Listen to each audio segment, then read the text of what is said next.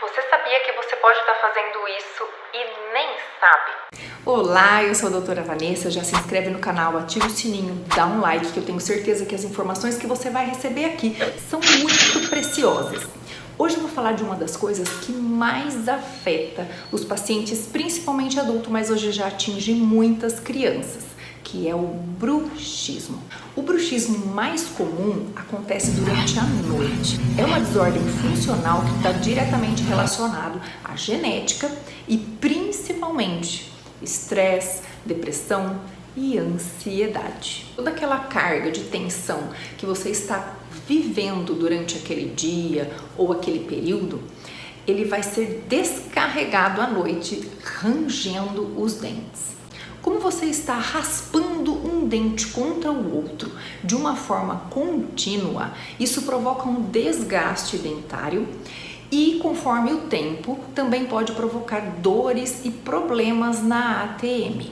Além do desgaste e amolecimento dos dentes, a dor de cabeça é um sintoma comum do bruxismo, porque a compressão exagerada dos dentes pode levar à isquemia de vasos, que entra no ápice da raiz e depois acaba necrosando vasos, nervos e a polpa dentária.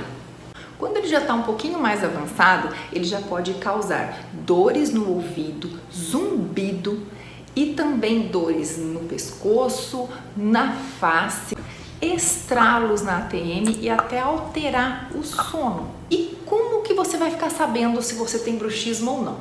Um dos principais alertas é quem mora com você. Se escuta você rangendo os dentes.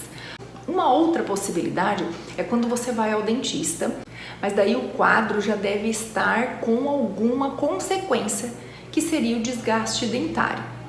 Infelizmente, não tem uma cura para o bruxismo. Você pode controlá-lo fazendo uma associação com a placa miorrelaxante, que é confeccionada por um dentista especializado, e outras disciplinas como acupuntura, homeopatia, e em casos mais graves pode sim entrar com remédios mais fortes indicados pelo médico.